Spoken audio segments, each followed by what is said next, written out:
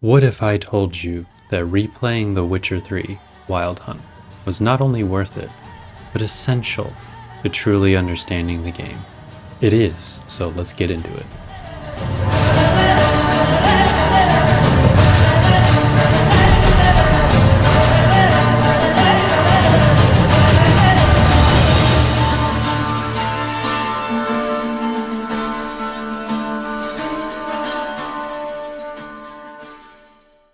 Now, back in 2016, the gaming industry was a much different place. You had amazing indie darlings such as the masterpiece that is Stardew Valley. You had games like No Man's Sky that released, and the entire gaming industry was up in arms about how they lied to them. You had games like Overwatch, which I think were pretty fun in that very first year, but inclusions like loot boxes set people's emotions on fire as well as their wallets. Amongst all the chaos, I started playing The Witcher 3 Complete Edition, and little did I know, I was diving headfirst into one of my favorite gaming experiences of all time. Well, pause, I did kind of know at the time. It's plastered all over the damn box I bought, and the year previous, everyone is heralding the game as a game for the generation. And the game was my introduction to the series, and since playing the game, I have been obsessed with the world of The Witcher. Now, I think I'm a pretty big Witcher fan. And I think that's evident by the fact that I am making this video and it's going to take a long time to make it, and that I have also bought The Witcher 3 on several devices. But if that's still not enough proof, I did name my Roomba after Geralt. I named him Geralt of Rivia, and don't judge me for that.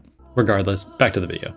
During my time with the game, I completed all the main story quests and a fair amount of contracts, and I completely avoided Gwent. That's my problem though. After finishing the game, I was frankly baffled at what games had become to this point. And I kind of always had an idea that I would probably go back to the experience. I'm sure if you did find this video, you probably had a pretty similar experience with the game. Unless you haven't played The Witcher 3 yet, in which case, what the heck are you doing? The games are available on everything from Switch to PC to Xbox and PlayStation. 50 million people have already bought the game, which is how many views I expect to get on this video. Please like. And probably a huge amount of them have at least booted up, so why are you still here? Go on, see you in 100 hours. You'll thank me later. Alright, now that we've ditched those Witcher versions, the rest of you probably played the game for a good 50 to 100 hours and actually did put like 200 into Gwent.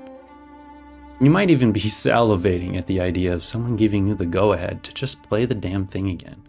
If that's you, then pack up your silver and steel and embark on your next adventure. I don't blame you. Also, try out some of the harder difficulties if you want a true Witcher challenge. But if you haven't played the game in years, there's a huge boost to the graphics and several pieces of small added content to enjoy. The game has never looked better and even crushes some modern games released this year. It is a marvel how good this game could look on an expensive rig, which I don't have, but even on current gen consoles, it's definitely a looker. There's a lot of quality of life updates to make things like casting your Witcher spells easier, and it's nice to have those when you go back into the game again. There's also some of you that maybe you didn't enjoy your experience, and maybe you're looking for a reason to play it again because you feel like you've been missing out on something and everyone else is having fun, but you just unfortunately aren't. Well, if that's you, keep watching, because maybe this video will help you out, and maybe those plethora of quality of life updates will make the experience much more enjoyable. Or maybe you just need to go back to playing Fortnite and forget this ever happened. Sorry for this awkward one-sided conversation. Anyways, as I was saying, I want to go over what makes The Witcher special, but more specifically, why replaying the game adds a lot of value and is well worth your time.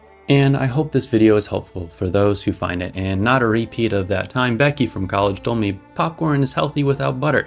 I know, Becky, that's not what I want to eat popcorn for. Thanks for nothing. Sorry, keep losing my composure. When I first played the game, it was impossible to not hear people talking about how amazing the game is and a great piece of fan fiction. While technically that is kind of true, Sapkowski, the original writer, didn't really want to do much with these games and, just went past go and collected on his just big old check. But personally, I think it is a huge disservice to the developers to just call this fan fiction. This isn't some Tumblr Witcher short story about, meeting Geralt on a rainy day in a cafe for a cup of coffee. This is art and a realistic continuation of Geralt's story. The more hours I sunk into this world and the psyche of Geralt, the more I could feel I was becoming Geralt. And on repeat playthroughs, I wasn't just making decisions the good old-fashioned classic RPG way. I was making decisions that Geralt would make. This made my experience so much grander and even more memorable than my first. And if that sounds appealing to you, I pray that you'll find some value in what I've laid out for your next playthrough of The Witcher 3.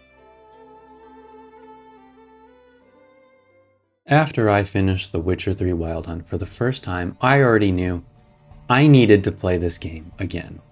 The story and gameplay mashed together into one masterful experience. And before this game, I wasn't one for doing things like side quests, especially one of those fetch questy kind where you're just picking up sticks. But this game changed everything for me. I did all of the quests I could get my hands on, and even after finishing it, I knew I left a couple stones unturned.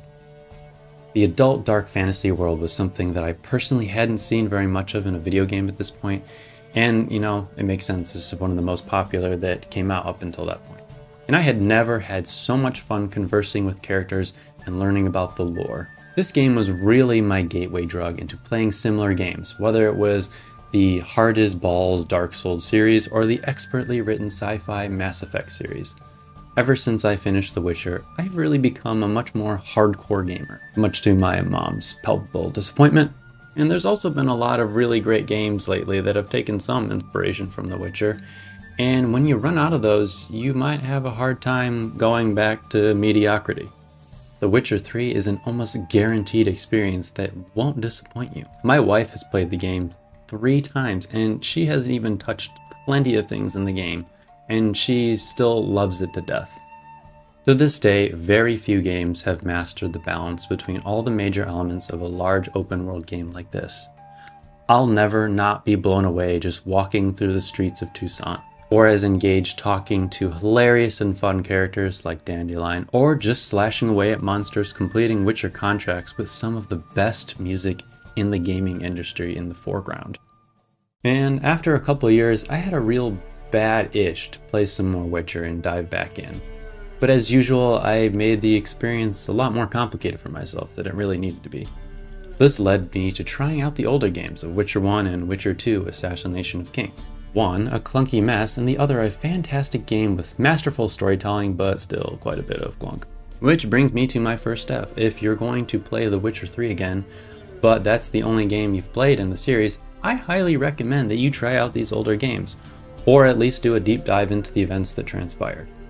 At the beginning of every new playthrough, you get the option to carry over important decisions from the older games into the second and then the third. The process will vary depending on what platform you choose, but nevertheless, the best experience will be gained from you actually making these choices yourself. And the first time around, I just randomly simulated my non-existent experience from the previous game. And yeah, that works, and that's probably what you did too, but you don't really know why you're choosing the options, and the best way to fix that is to have some background on the previous games. Playing the first 2 games will probably set you back another 40 to 50 hours total. One thing that helped me out was I played The Witcher 2 entirely on a Steam Deck, which is a little bit of a pain to set up sometimes, but once I did that, I breezed through the game a lot faster. Anyways, it's just an option for all you deckheads out there, but once you get back to playing The Witcher 3, it'll become much more apparent why this enhances your experience a lot more. You'll have all the background on what happened before, and there's actually a lot of characters in the older games that show up again in The Witcher 3. Characters like Triss and Vernon Roche are crucial to both the Witcher 2 and Witcher 3 story. And if you don't play the older games, most of the dialogue of them reminiscing on the past is just whispers in your ear of a journey unexplored. For another example though, there's this Witcher, Letho, who in The Witcher 3 just kind of shows up for one quest and towards the end. And the first time through, I didn't even think twice about this quest. It was just another in the pipeline of amazing quests. But after playing the second game, this became a much more memorable quest. It's no longer just a quest between two witchers teaming up for a gig, but now it's one of the main antagonists and the protagonist of the last game, putting aside their past feelings and boss fights to get the job done. My experience with this quest was so much better the second time around, and that's only because I played the second game. And that's really the end of step 1, and the one that you have potentially already done in the past if you're following the series of releases. But for some of us, The Witcher 3 was the first game that we played. It seems like a pretty straightforward step, but the older these games get, the more likely I think people are to skip and move on. And I really think you should give them a chance. Mods can also make the experience a little bit better, and there's also talks of a Witcher 1 remake in the future. So good luck if this is where you step off. Now, the previous step is a relatively easy one for someone who likes games already. The previous 2 games won't set you back much cash and usually are under $5 when it's on sale on Steam. And if you like video game, then play more video game. Pretty easy. But what if I told you you could greatly enhance your understanding of the main protagonist of The Witcher 3? By the time you finish the next step, you will become one with Geralt, grunting and cussing every sentence and growing some gray hairs in the process. Which is reading all 8 novels, which is about 2,000 pages of book or approximately 106 hours and 39 minutes of audiobook. Hey, I didn't say it was gonna be easy. Look what Geralt had to go through to become a Witcher. I mean, this is a hard process. At least you don't have to take some weird potions.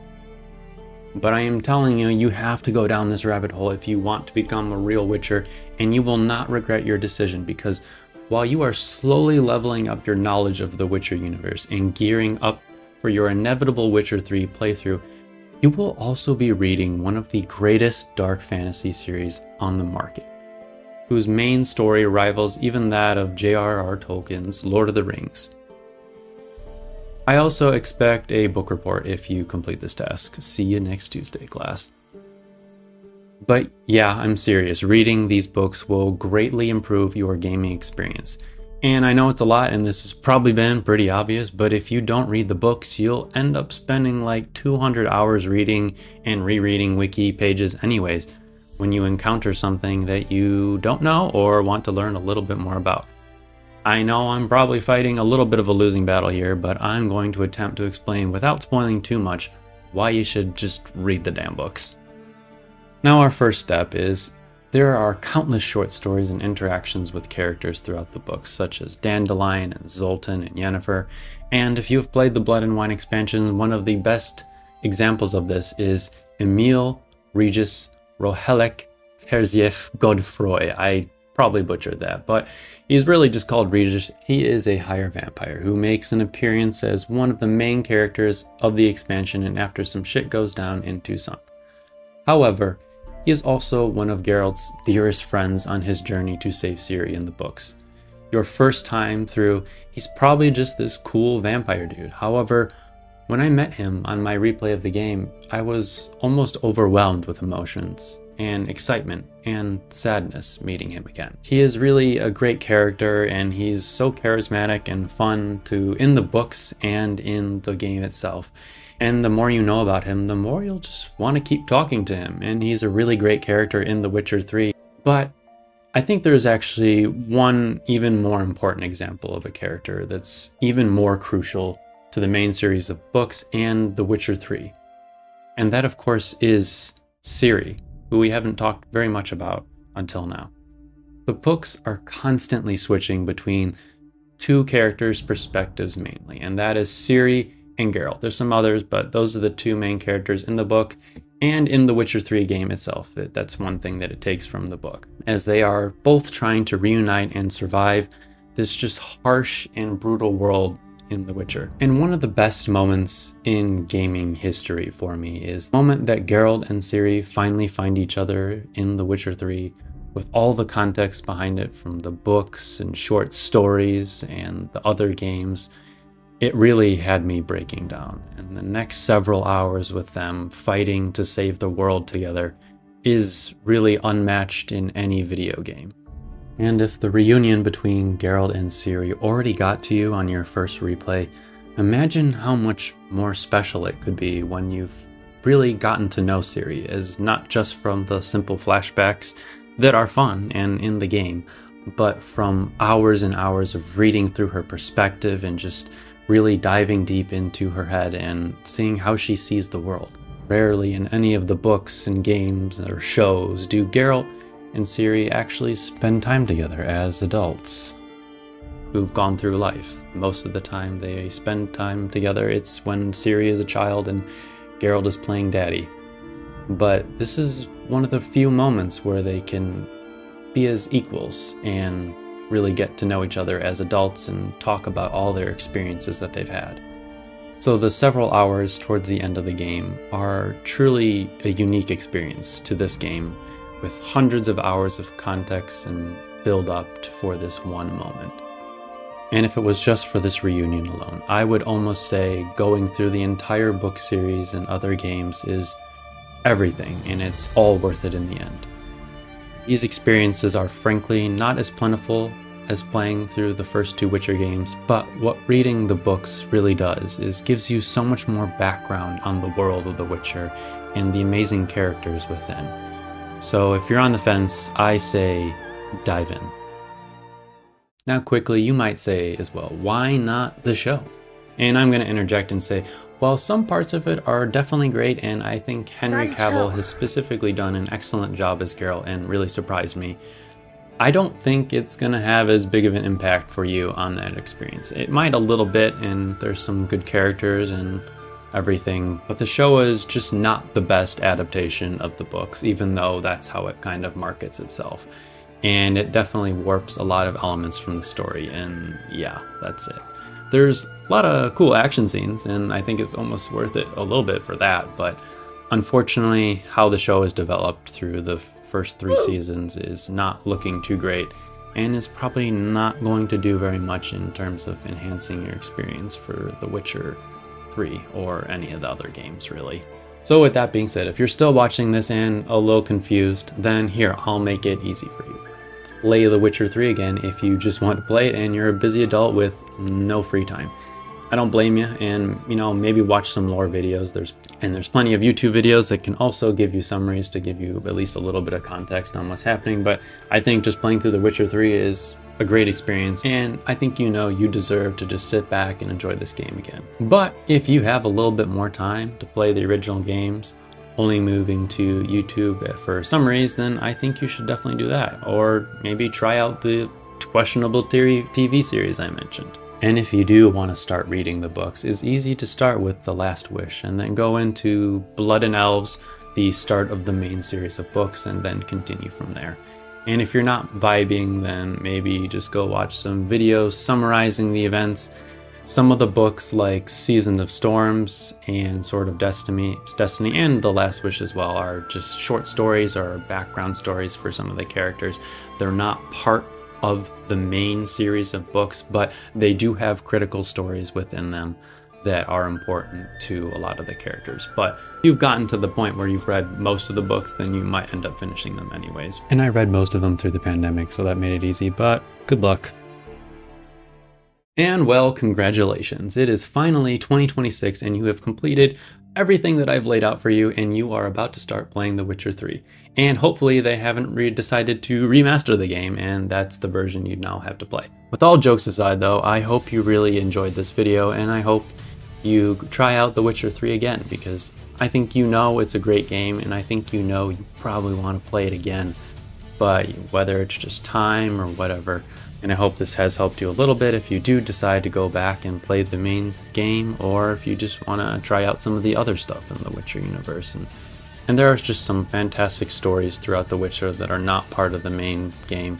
But I just want to say, this is my personal opinion that a lot of people might hate if you are bigger into The Witcher, but I think The Witcher 3 is the best piece of Witcher media out there. I have read pretty much everything except for some of the other weird side stories and content, like all the comic book series that have also released. I haven't read all of them, only a little bit of them. But I mean, I've tried out as much of The Witcher as I really can. And I think The Witcher 3 is the best of them all. And that sounds weird because it's not from the original author, and normally I wouldn't say something like that, but for me, it's true. They have done just such a great job making this game, and there's a reason why it is heralded as such a masterpiece, because it's not just a great video game, it is a great Witcher story, and that is true for the main story as well as the 2 expansions, and I think it is the quintessential Witcher experience. That's it from me, and thank you for watching this video, and if you liked it, please like, subscribe, share it with your friends who you think maybe want to start playing The Witcher 3 again or anything like that, and hope you had a good time.